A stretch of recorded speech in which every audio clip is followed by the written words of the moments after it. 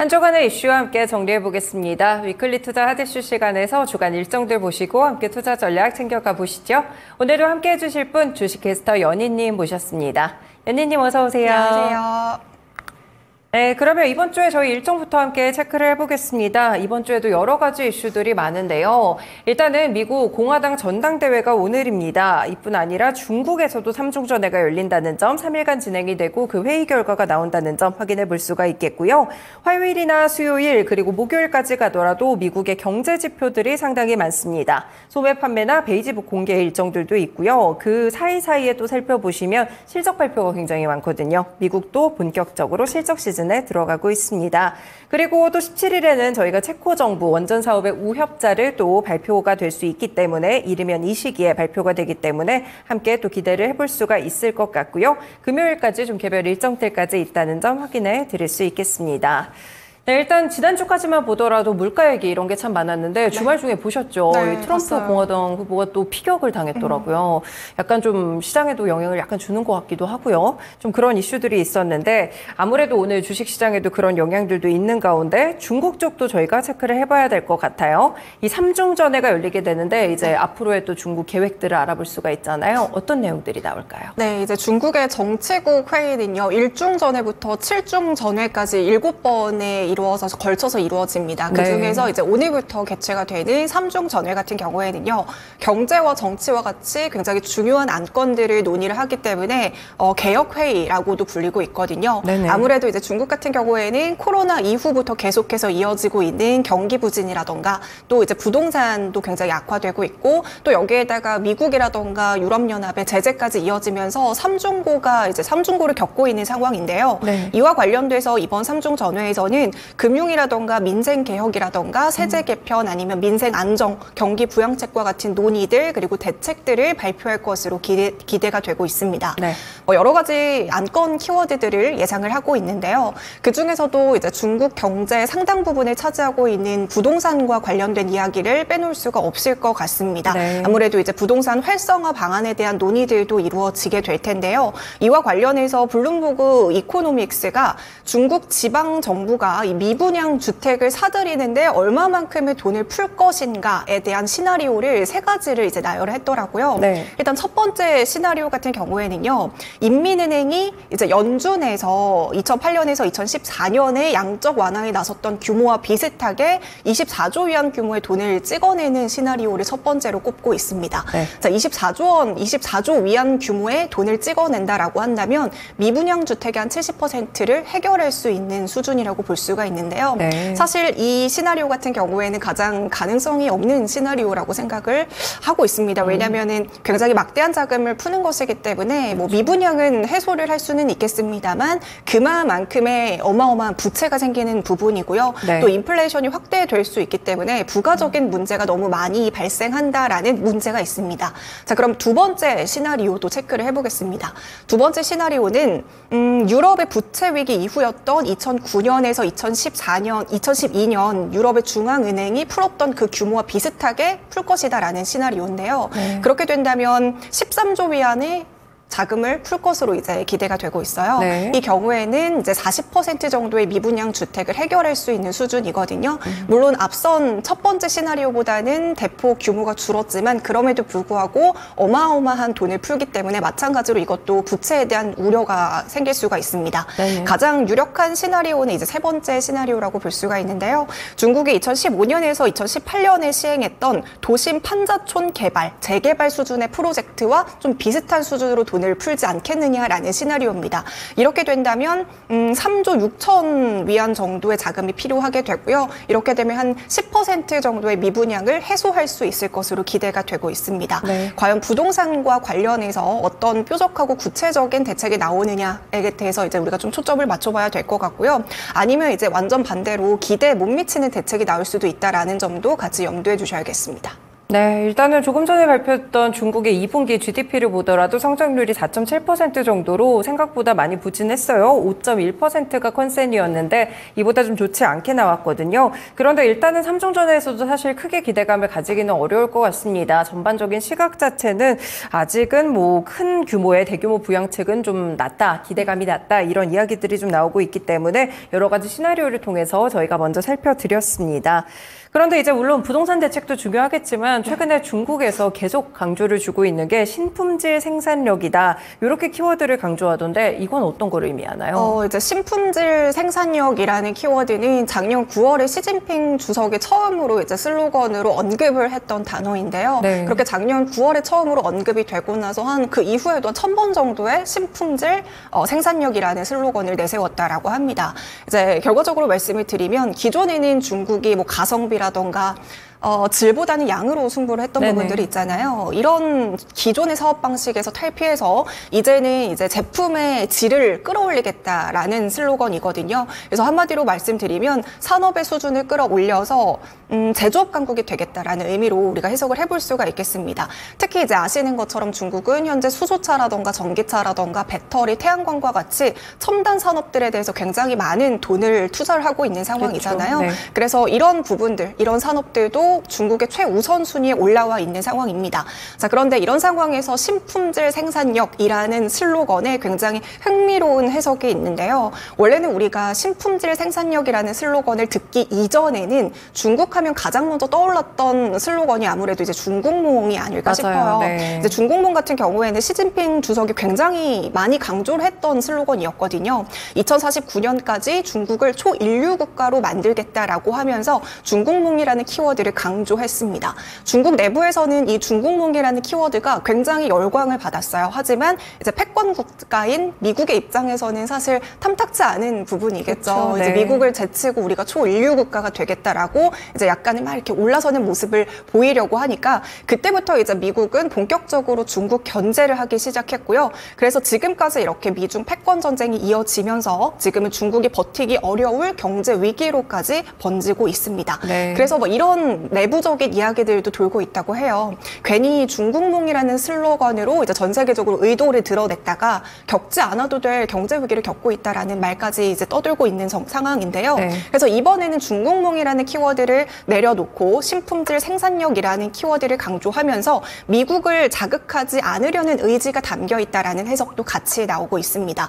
어찌됐건 지금은 이제는 새로운 슬로건으로 중국이 기술 자립에 대한 목표를 숨기면서 기술 혁신을 이루겠다라고 이제 목표를 내세우고 있는데 이 목표와는 별개로 정말로 이 신품질 생산력이 실질적으로 중국의 경제 혁신으로 이루어지게 될 것인가에 대해서는 우리가 조금 더 시간을 갖고 체크를 해봐야 될 문제인 것 같습니다. 네, 어느 정도의 정치적인 의도도 좀 담겼던 신품질 생산력이라는 중국의 키워드까지 저희가 알아봤습니다.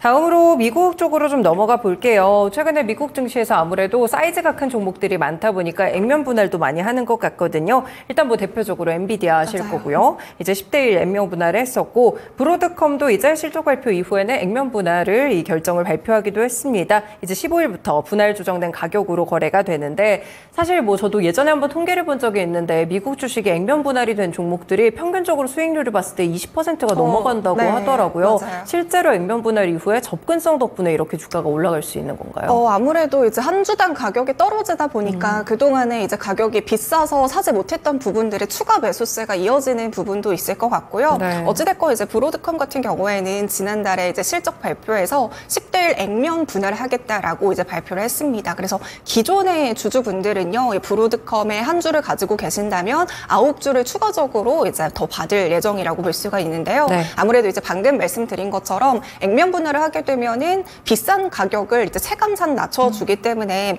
그동안 이제 브로드컴의 주가가 비싸서 못 샀던 분들은 이번에 또 추가 매수의 기회가 될 수 있다라고 볼 수가 있는데요. 네. 엔비디아 같은 경우에도 이제 10대1의 액면 분할 이후에 추가적으로 주가가 올랐던 부분들이 있습니다. 하지만 이제 액면 분할 자체가 주가를 올릴 수 있는 호재다라고 보기에는 약간은 애매한 부분 부분들도 그쵸. 사실 네. 있기는 하죠.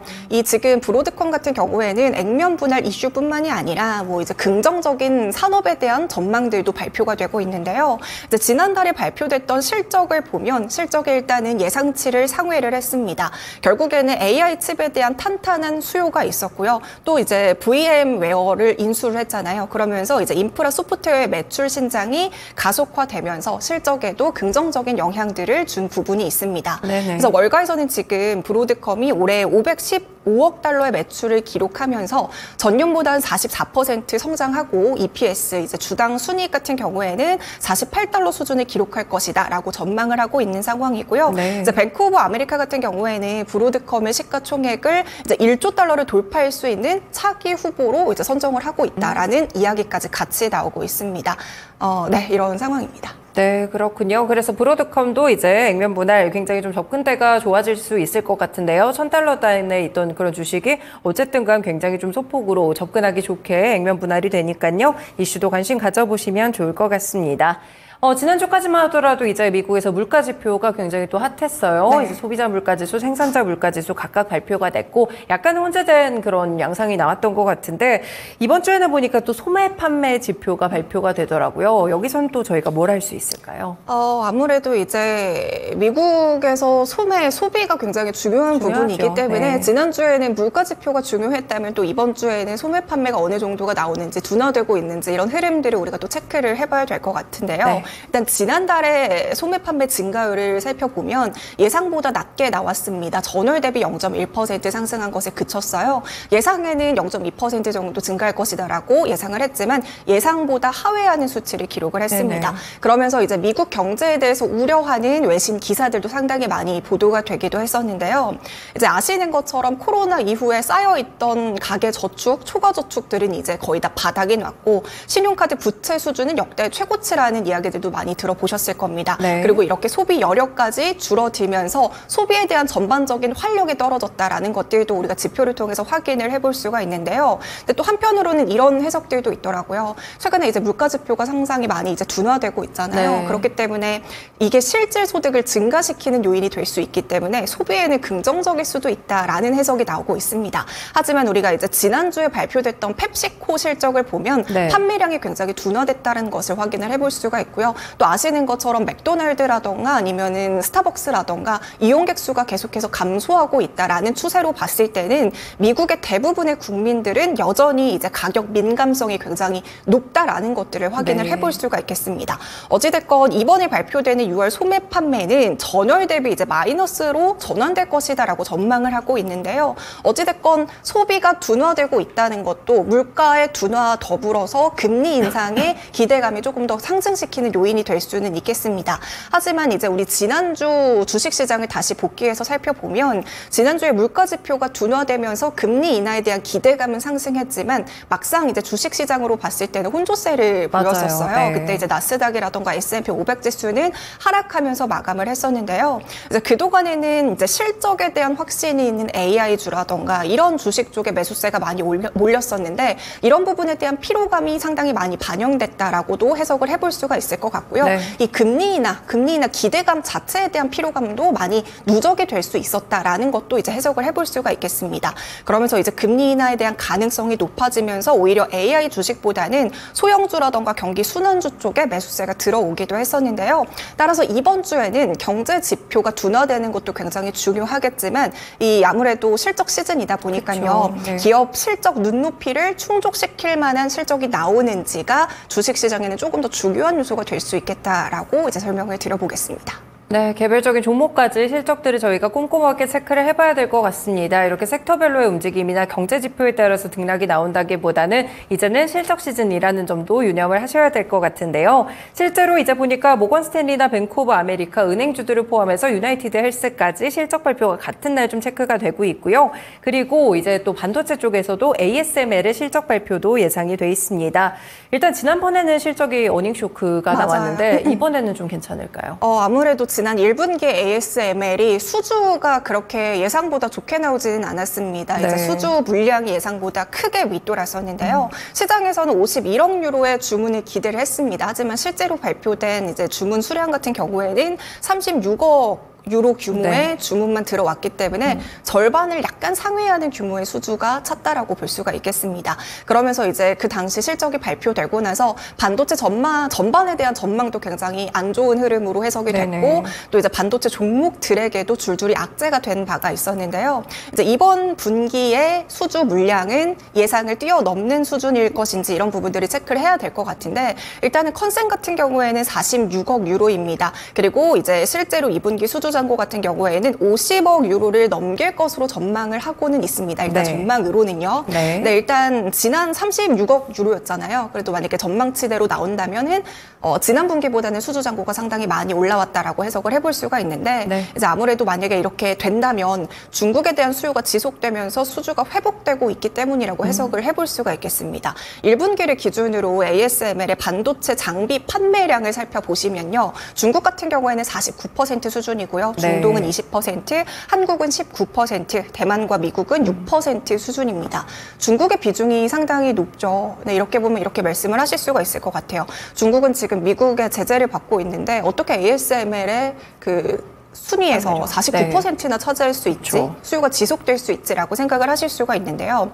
지금 이제 중국은 EUV를 못 사고 있는 것들은 다들 알고 계실 텐데 이제 이전 세대인 DUV 장비까지도 이제 미국의 수출을 막으려고 하자 그때 이제 엄청난 사재기를 했다고 합니다. 그래서 네. 이전에는 이제 중국이 8% 수준이었는데 사재기를 하면서 49%까지 점유율이 높아졌다라고 생각을 해주시면 될 것 같고요. 여기에 이제 최근 ASML이 신형 하이NA EUV 장비를 고객사에 공급을 하고 있는 상황입니다. 네. 가격이요. 기존의 EUV 장비보다 2배 이상 높다고 해요. 물론 고객사 입장에서는 상당히 부담스러운 가격일 수는 있겠습니다만 파는 사람 입장에서는 또 실적에는 긍정적인 영향을 그렇죠. 줄 수 있기 때문에 이번에 신형 장비들이 또 이제 중장기적인 실적에도 굉장히 긍정적인 영향을 미칠 것으로 보이고 있어요. 그럼 이 주요 고객사를 타깃을 해야 될 텐데 아무래도 이제 파운드리 시장에서 입지를 다지고 있는 TSMC가 하이NA EUV 장비 주문을 받아가지고 2나노 반도체 생산 라인에 활용을 하게 된다면 ASML에 긍정적인 영향을 줄 수가 있겠죠. 네. 최근에 TSMC가 280억에서 320억의 자본 지출하겠다라는 계획을 발표한 바 있습니다. 그래서 이제 수주 측면에서 본다면 이렇게 돈을 많이 쓴다라고 한다니 신형 장비를 또 이제 구입할 수 있지 않을까라는 기대감이 같이 올라오면서 ASML도 중장기적으로 수혜를 받을 수 있지 않을까 이렇게 보고 있습니다. 네, ASML도 실적 발표 좀 잘 살펴보시고요. 신장비에 대한 판매량이라든지 수익성까지도 연결해서 저희가 ASML까지 또 체크를 해볼 수가 있겠습니다. 사실 이렇게 보니까 이번 주에 반도체가 굉장히 중요하네요. 이번 달 말에 삼성전자도 확정 실적 발표가 있는데 이제 18일에는 TSMC도 실적을 발표를 하게 되거든요. 일단 앞서서 있었던 예비 발표에서는 어닝 서프라이즈를 또 기록하기도 했었잖아요. 이 TSMC의 이 실적을 저희가 어떻게 포인트를 둬야 될까요? 이제 예비치 실적을 잠깐 살펴보자면 TSMC의 6월 매출은 지난해 같은 기간보다 한 33% 정도 늘어나면서 2,078억 7천만 대만 달러를 기록을 했습니다. 네. 그리고 2분기 누적으로 매출을 살펴본다면 6,735억 대만 달러로 전년 동기 대비 한 40% 이상 증가했다고 볼 수가 있겠습니다. 이제 18일에 조금 더 자세한 2분기 구체적인 실적과 더불어서 앞으로에 대한 전망에 대해서 우리가 이제 발표를 받아볼 수가 있을 것 같은데요. 어찌됐건 이번에 매출 실적만 놓고 봤을 때는 TSMC가 애플이라던가 엔비디아의 파운드리 주문이 급증했구나. 그래서 매출이 잘 나왔구나. 라는 것들을 우리가 추측을 해볼 수가 있겠습니다. 네네. 아무래도 이제 TSMC 같은 경우에는요. 경쟁 기업보다 수율이 한 70% 이상 월등히 높습니다. 그리고 점유율이 굉장히 탄탄하기 때문에요. TSMC의 독주가 지금 사실상 이어지고 있는 상황인데 이에 따라서 이제 AI 반도체 수요, 칩 수요는 계속해서 증가하고 있고 이에 흐름에 따라서 내년까지도 호실적이 계속해서 이어질 것으로 전망이 되고 있습니다. 네. 지난달 17일 대만의 경제지 공상시보에서 이렇게 발표를 했습니다. 애플과 엔비디아의 주문량이 늘어나면서 3나노 공정 물량은 2026년분까지 가득 찼고 3나노 칩 가격이 5% 인상이 되면서 내년 첨단 패키징 공정 가격도 10에서 20% 인상될 것이다 라고 밝혔기 때문에 네. 앞으로의 수익성까지도 우리가 기대해 볼 수 있는 부분이다. 체크를 해볼 필요가 있겠습니다. 그리고 뿐만 아니라 TSMC의 2세대 3나노 공장 역시 지금 물량 주문이 계속 쏟아지면서 2026년 생산분까지 완판이 됐다고 하고요. 네. 차세대 반도체 칩 첨단 기술에서도 속도를 내고 있는데 원래는 4분기 예정이었어요. 근데 이 2나노 반도체 시험 생산이 기간을 훨씬 더 앞당겨서 이번 주 안으로 시험 생산을 할 것이다라는 소식까지 이어지고 있기 때문에 네. 사실상 TSMC 굉장히 활발하게 움직이고 있다라는 부분 체크를 해볼 수가 있겠습니다. 네, 이렇게 TSMC의 이 세부적인 실적까지 꼭 확인을 해보시면 좋을 것 같습니다. 오늘 말씀 여기까지 듣겠습니다. 고맙습니다. 네, 이렇게 한 주간의 이슈 함께 정리해보는 위클리 투자 핫이슈 시간이었고요. 주식캐스터 연희님과 함께했습니다.